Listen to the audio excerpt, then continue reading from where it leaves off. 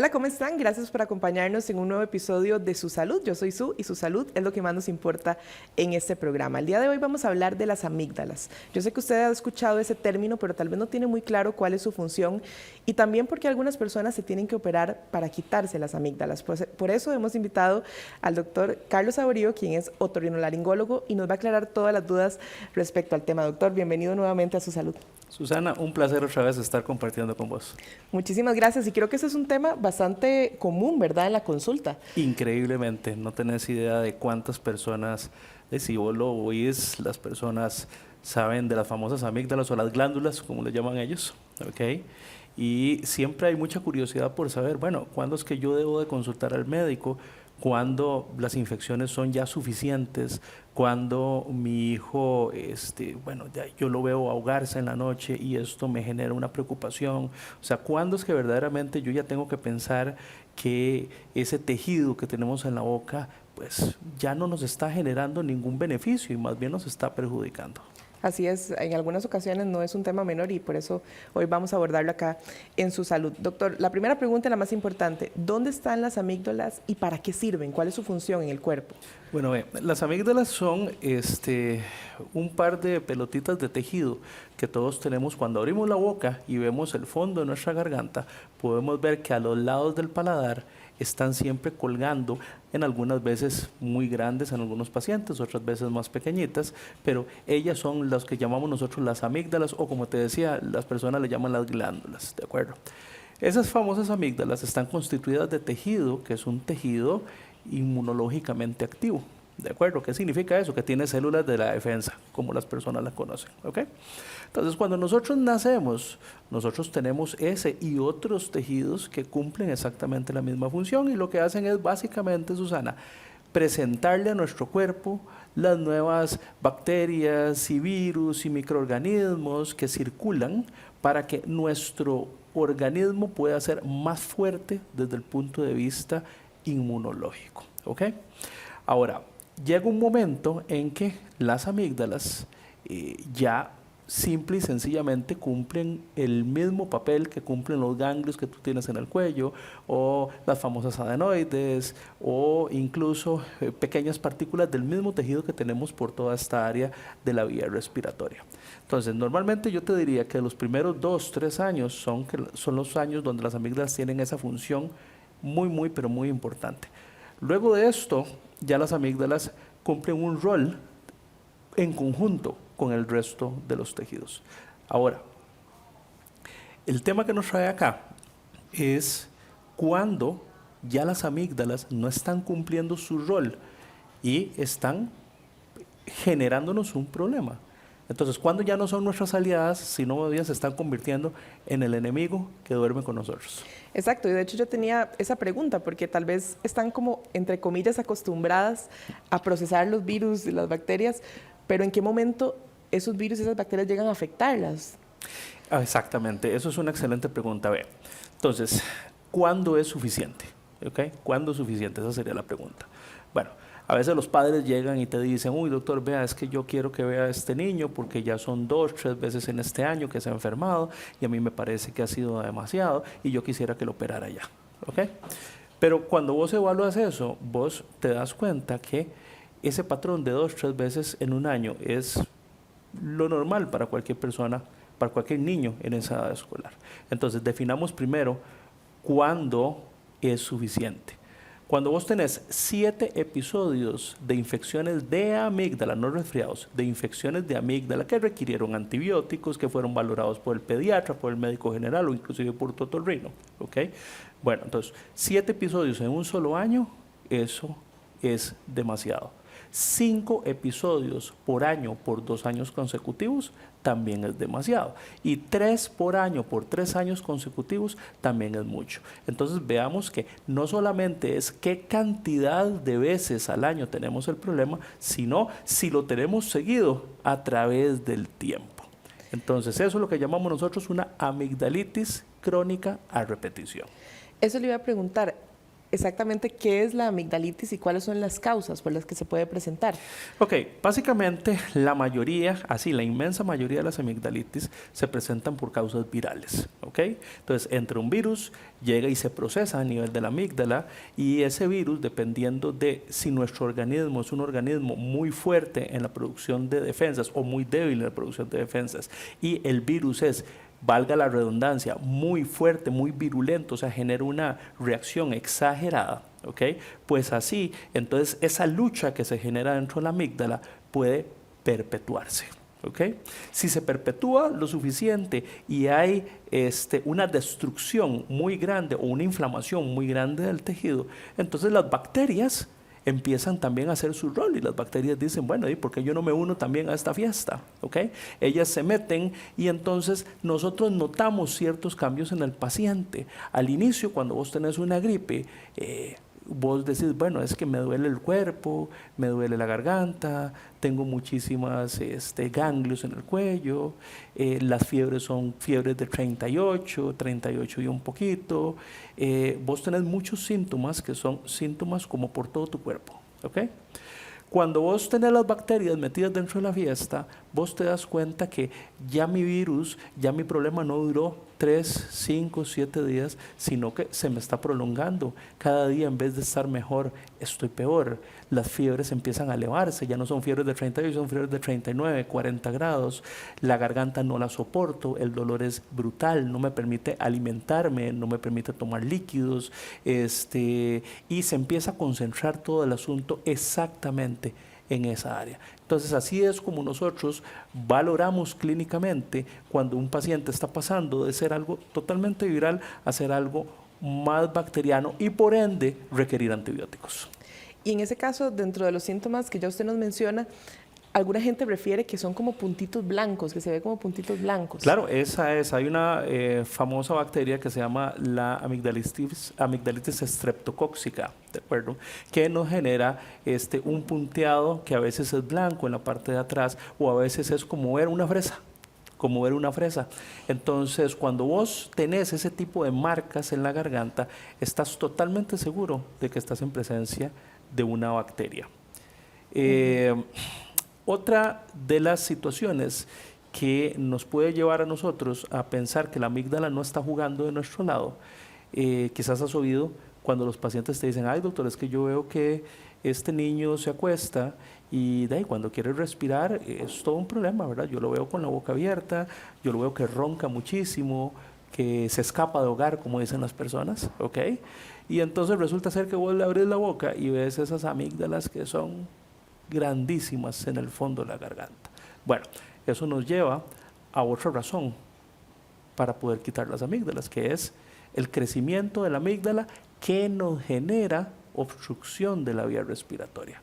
Usualmente son obstrucciones que son nocturnas y esa obstrucción pues lleva a que el paciente, en el caso de los niños, por ejemplo, duerma mal, se levante cansado, tenga un bajo desempeño en la parte escolar y un bajo desempeño básicamente en todos los ámbitos de su vida. ¿Y eso podría llevar de alguna manera a una apnea del sueño, por ejemplo?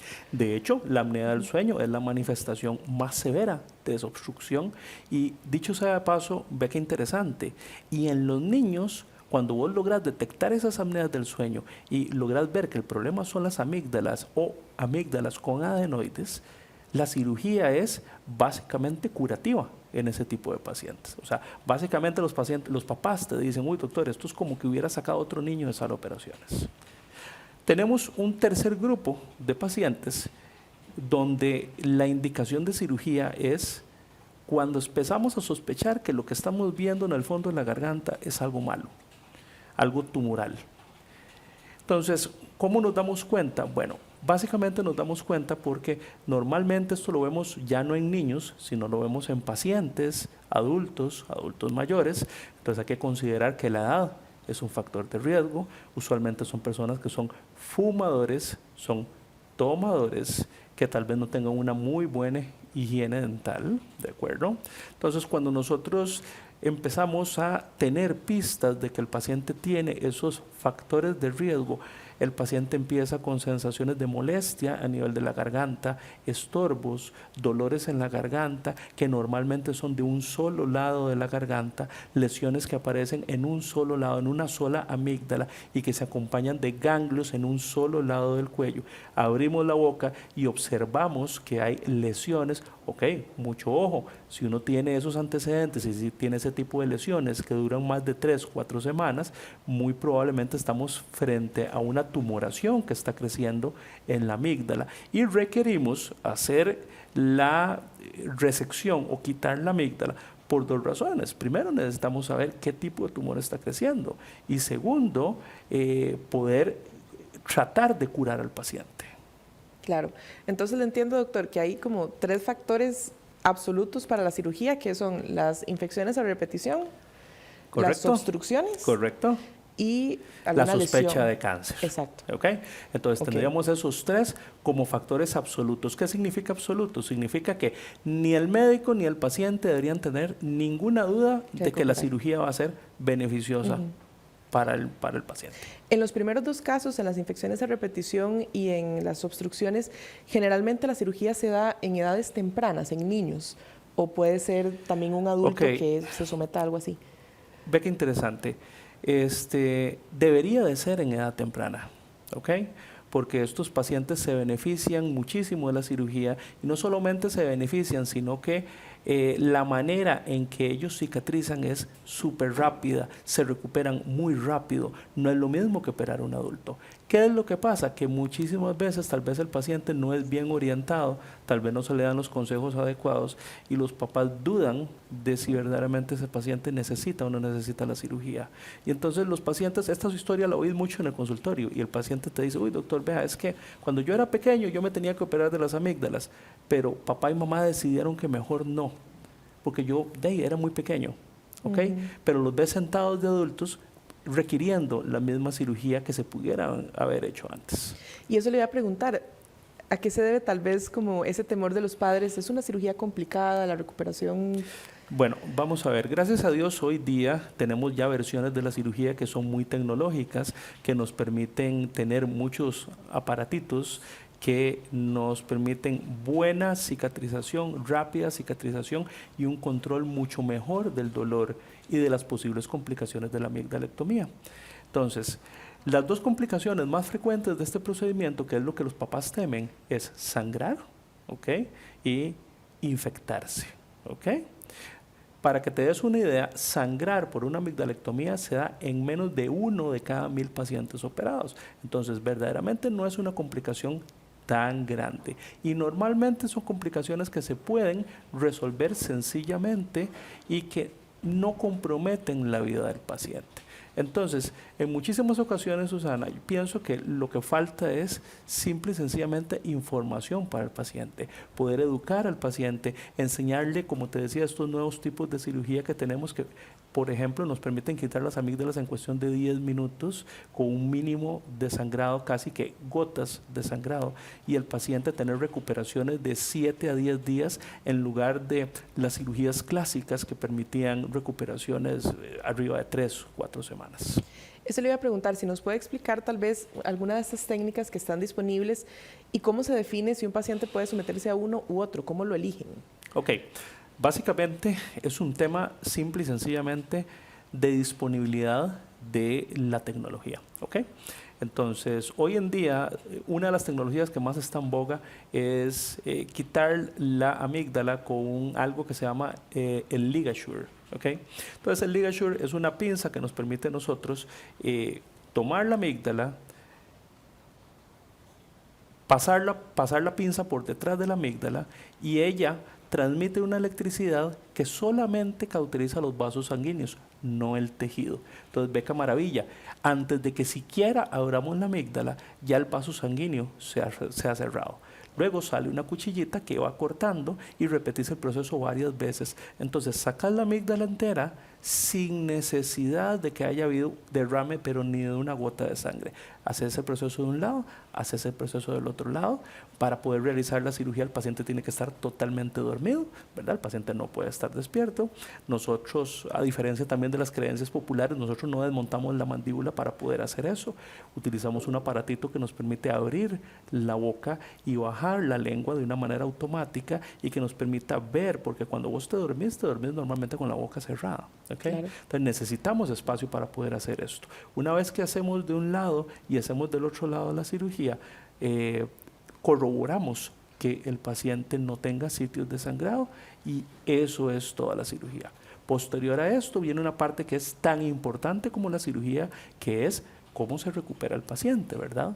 Hay cierta cantidad de medicamentos que tienen que tomar, que normalmente son para control de dolor y prevenir infecciones, ¿ok?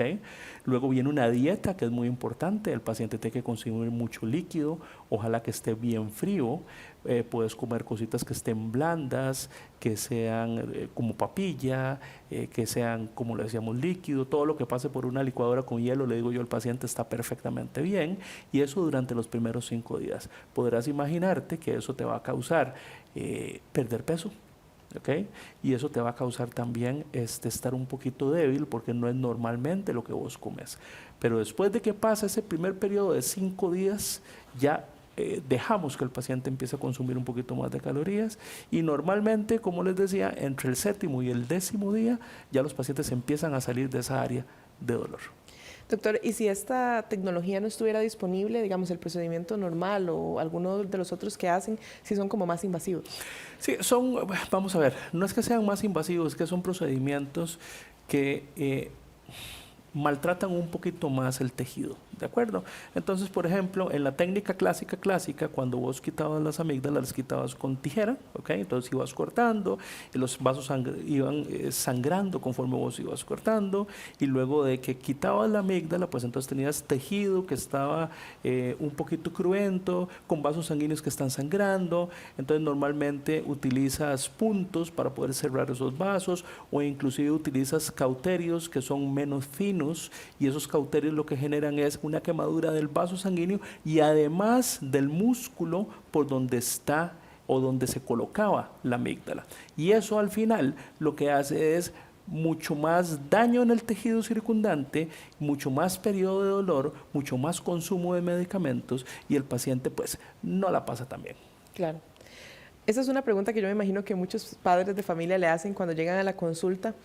¿No hay una opción no quirúrgica para tratar digamos, las infecciones a repetición en las amígdalas, o algo que hacer que no implique operar? Bueno, básicamente lo más importante de todo esto es elegir bien al candidato, ¿ok?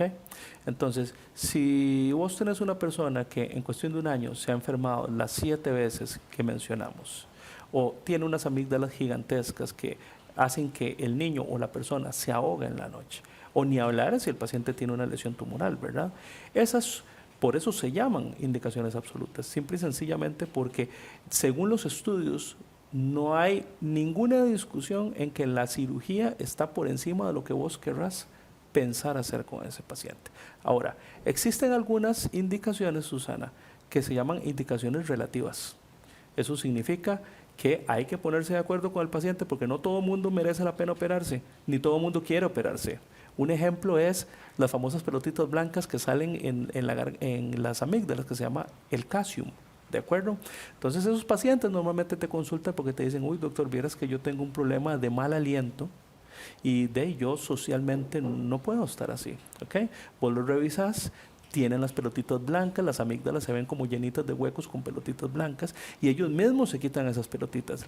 Las pelotas las sacan, huelen feo, y el problema, Susana, es que eso sigue saliendo y sigue saliendo y sigue saliendo. Ok, entonces, ¿eso va a llegar a tener malignidad? No, no va a tener malignidad. ¿Eso le va a generar un problema mayor que solamente eso al paciente? No, tampoco. ¿Okay? Entonces la decisión de si el paciente se va a operar o no se va a operar es simple y sencillamente de si el paciente tiene o no tiene ese disconfort social que le genera la amígdala. Hay algunas otras cosas que se puedan hacer, como me preguntabas ahorita.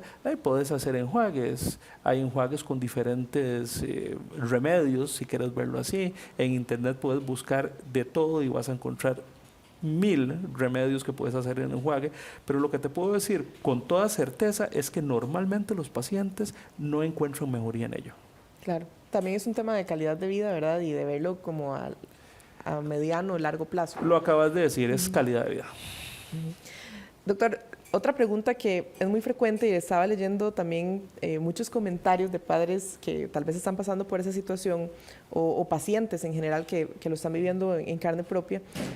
Sí se puede vivir sin amígdalas, ¿verdad? No hay ningún problema en que las retiren. Sí, ve qué interesante. Primero, hay que recordar, padres, que estamos quitando un tejido que en ese momento está generando problemas. No estamos quitando un tejido que está en buen estado. ¿Ok? Pienso que si eso fuera quitar un apéndice que está generándonos inflamación, no habría ninguna discusión en que el beneficio es total. ¿Ok? Entonces, eso es lo primero. Segundo, lo dijimos al inicio de esta charla, tenemos cualquier cantidad de tejido en nuestro organismo que cumple las mismas funciones que la amígdala. Y por ende, todas estas creencias de que vamos a tener infecciones que siguen directo hacia los pulmones o que siguen directo hacia el resto del cuerpo porque estamos quitando una línea de defensa, no son tan ciertas, no son tan ciertas. Sí, porque esa es una de las preguntas. ¿Qué pasa con esa función inmunológica si me quitan las amígdalas? ¿Verdad? Es una de las principales preocupaciones. Es una función que es totalmente compartida con otros tejidos. Perfecto. Y también, doctor, estoy viendo aquí una pregunta que me parece muy interesante de alguien que asumo que tiene infecciones seguidas. Dice que cómo puede distinguirlo de un dolor de garganta normal o que si siempre que duele la garganta son las amígdalas. Ok, muy buena pregunta de quien nos haya hecho la pregunta. Vea, básicamente ningún dolor es normal. ¿Okay? El dolor siempre es un signo de alarma que nos dice algo está pasando. ¿Okay? Ahora, eso que está pasando puede ser algo bueno o malo, eso hay que juzgarlo. ¿Okay? Entonces, sí, la garganta es un sitio de tránsito, ¿verdad? Un sitio donde pasan los alimentos, donde pasa el aire, ese aire viene o no viene con partículas, viene con, simple y sencillamente, digamos, es un sitio de alto tránsito donde pasan diferentes cosas. También confluye nuestra vía digestiva, ¿ok? Entonces, imagínate vos que yo puedo tener un dolor de garganta porque se me está inflamando, ¿ok? Porque hay un virus o una bacteria que quiere ingresar y que entonces está generándonos un signo de alerta. Podría tener también un dolor de garganta porque tengo ácido que se devuelve de mi estómago en poquitas cantidades y quema mi garganta, ¿ok? Puedo tener dolores de garganta porque soy una persona muy alérgica y al ser muy alérgica respiro con mi boca abierta todo el tiempo. O sea, en general, yo puedo tener varias situaciones que me pueden generar ese dolor de garganta. No hay que asumir que todo es exactamente lo mismo. Entonces, tal vez la lección más valiosa que le podemos dar a nuestros seguidores es cuando usted tenga un dolor que se vuelve permanente en esa garganta. Bueno, ojo, hay que revisarlo.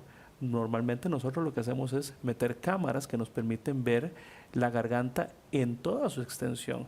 No lo hemos dicho, pero Susana, la garganta no es solamente lo que usted ve cuando usted abre la boca, ¿verdad? Tenemos una extensión hacia arriba, por detrás de la nariz, a la que llamamos la faringe de la nariz, o sea, la rinofaringe, y tenemos otra para abajo acá que pega con el esófago y con la tráquea que le llamamos la hipofaringe, o sea, la faringe de abajo. Entonces hay partes de nuestra faringe que nosotros no vemos. Hoy día que estamos con estas temporadas de virales tan tremendas que tenemos, muchísimas veces los pacientes se sienten muy mal, mucho dolor de cabeza, te abrís la boca, no le ves nada, ves la nariz, no ves nada, pero cuando metes la cámara y revisas la parte de atrás de la nariz donde está el inicio de la faringe, ahí está el virus. Claro. Y aquí estoy viendo otra pregunta que me parece muy interesante, doctor, que dice, además de fijarse, digamos, cuántas infecciones al año para tener un patrón ahí, debería fijarme cuánto duro en curarme, cuánto es lo normal. Creo que ya usted lo mencionó antes. Sí, normalmente un resfriado viral debería de curarse en cuestión de unos 5 a 7 días, ¿ok? Cuando es bacteriano puede extenderse más y esa es la razón una de las razones por las que utilizamos los famosos antibióticos, ¿verdad? Utilizamos el antibiótico primero para reducir el periodo de enfermedad del paciente y segundo, porque no queremos complicaciones. Sí, Susana, pueden haber complicaciones de una infección en la amígdala. Por ejemplo, esa infección puede no querer quedarse nada más en la amígdala y empezar a irse hacia el cuello y a generar bolsitas de pus en el cuello que llamamos abscesos. Y eso es muy peligroso porque normalmente requieren drenarse y requieren algún tipo de cirugía. Y si no los atendes, los antibióticos no llegan en esas áreas. Entonces es muy importante pensar que los antibióticos en ese tipo de paciente en especial se usan para acortar y para disminuir la probabilidad de que nos vaya mal con la infección. Doctor, lamentablemente se nos acaba el tiempo, pero quisiera que tal vez usted le dé un mensaje final a todas las personas que están viendo este programa. Claro, bueno, lo principal de todo esto, como lo hemos tocado en otros programas, es tenemos que identificar bien cuando el paciente se puede beneficiar de un tratamiento quirúrgico. No todos los pacientes son para operar, muchísimos pacientes simple y sencillamente necesitan un buen tratamiento y un buen consejo, ¿verdad? Entonces, tengamos en cuenta estas 3 situaciones que hablamos hoy, muy puntuales, y si ustedes, padres de familia, personas, sienten que caen en algunas de estas 3 situaciones, lo más adecuado es que consulten con su otorrino de confianza para obtener la mejoría que ustedes han estado buscando. Así es, y como siempre decimos, cada caso es diferente y lo mejor es consultar en caso de tener dudas. Exactamente, Susana. Yo le digo siempre a los pacientes que esto de la medicina no es como hacer queques, ¿verdad? Aquí no hay una receta para todo el mundo, todos los pacientes son individuales. Muchísimas gracias, doctor, por su tiempo y por siempre responder el llamado de su salud. Con todo el gusto. Muchísimas gracias. Estábamos conversando con el doctor Carlos Saborío, quien es otorrinolaringólogo. Recuerde que este contenido usted lo puede repasar por medio de nuestro sitio web teletica.com y por todas las plataformas de redes sociales. Nos vemos la próxima.